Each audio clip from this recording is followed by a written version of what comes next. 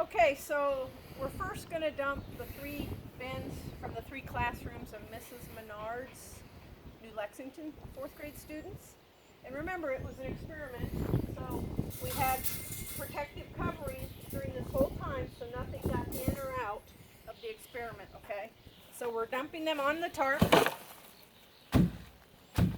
Okay, and we're going to, normally we go through each class's experiment separately, but in light of how we have no school, I'm just dumping all of New Lexington's 3 classes together. I hope that's okay with you, Mrs. Menard, and all the other teachers. And we're going to separate it out in that fashion. Okay? Everything is out on the tarp. Okay, I'm going to separate out 3 piles. So recyclable, it did not decompose, the plastic bottles, right? This is true trash, did not decompose. This is some kind of plastic case that's not recyclable plastic. This is some kind of, I don't know, wet white container. It's a number 2, so it's recyclable. Plastic is true trash. That's a number 1, that's recyclable. Bread bags, grocery bags, we can't recycle at Perry County Recycling. All these packages, none of these decomposed. Putting them in the true trash pile. The K-cup did coffee grounds decompose. They didn't have enough probably air to allow for them to break down like they could have if they were out of this plastic container that's not recyclable.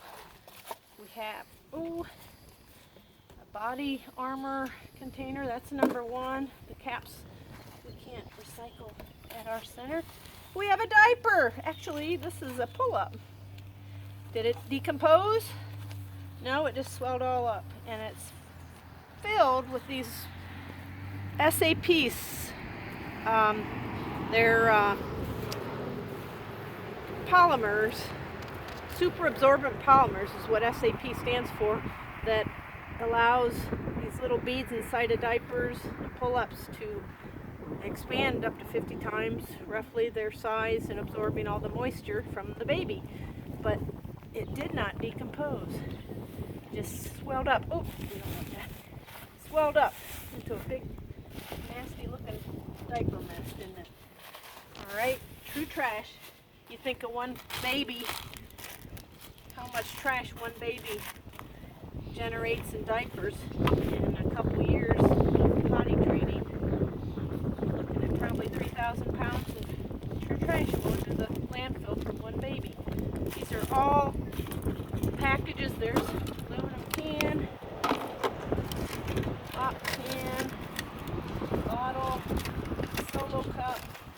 So you see how I'm putting the true trash over here. These are all things that we can't decompose. But pulling them out.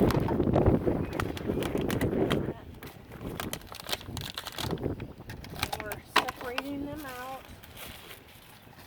Yeah, that still has stuff in it.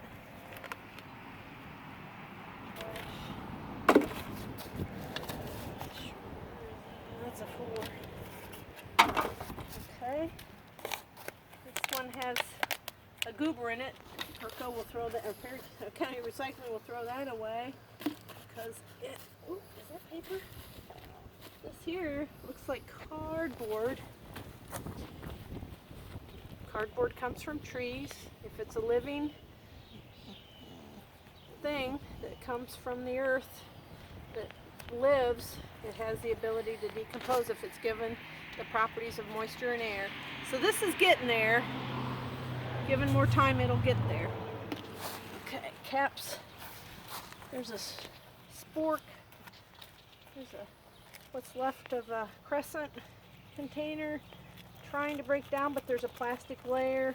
It doesn't allow for it to break down. Okay. I'm looking for a decomposer in here if I can show you at least a worm. This is a plastic pull tab or something from some kind of package. Okay, it's been a cold spring, but there, that was a macaroni box. Give it another week, it's supposed to get up in the 70s and 80s. This will all break down. The decomposers will get happening and working at breaking this down. I guarantee you in at least 2 more weeks or less, all these cardboard pieces won't be recognizable anymore. They'll break down. There's a glue stick container. That's true trash. So you can kind of see what we're doing here. A true trash pile, recycle pile. That's true trash. And there's just tons of caps in here. Plastic caps. What you see that's not looking like soil yet, you can still recognize even the leaves. The grass is pretty much broke down. Here's a shoestring, or not a shoestring, I guess that's from somebody's sweatpants or hoodie, I forget. And if it were given more time, I don't know if there's any synthetic material in this or if that's all cotton, but it's not wanting to break down yet, so who knows, it's probably a blend. This is some polyfill from, I think, somebody's coat they threw in the experiment last fall when we were doing this. Here's a milk carton. No, this is an Arby's cup.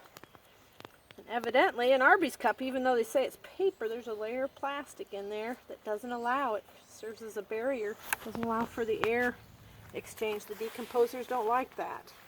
So it won't break down all the way either. Alright, so what's left? There's a couple more items here. That's all cardboard. That's not a layer of plastic. That's a cardboard box of some kind. So I'm looking here if that's everything. Here's our compost pile. There's another cap. Oh, it'll go if the teacher doesn't take the compost to take home or put it to school. It'll sometimes show up in our compost pile at home. Years later, I'll find a cap or a plastic label, a package that I didn't quite find in the investigation with the kids. There's, what is that? Whatever it is, it won't tear. Is that I think this was a wet wipe. It's a synthetic. It's not, it's probably got some synthetic fibers in there. Probably has. So I'm going to put that on the true trash pile. There's some seeds that we're trying to grow. This was a little cat. Alright, so without keeping you any longer, this is pretty much the extent of our investigation with new Lex. I think everything else is given the chance. Oh no, here's a Pringles can. It was trying to break down, and it also has a layer of plastic in it. True trash. Okay, so the kids made their predictions, and if we were allowed to be back in the classroom, we could have done this experiment investigation with them to follow up, and the light bulbs go off. They realize, oh, so now I get what will decompose and what will not. There's plastic, I don't know what that is. The teacher has a list of everything we put in and the predictions that they made, and they realize a lot after this experiment. Not only how matter changes in matter, how that all works, chemical and physical changes, but they also realize what's true trash and some of the things that we discard on a daily basis and what really serves as recyclable materials. And look how much of our items that we discard on a daily basis that could turn back into compost and go into our gardens. At least 25%.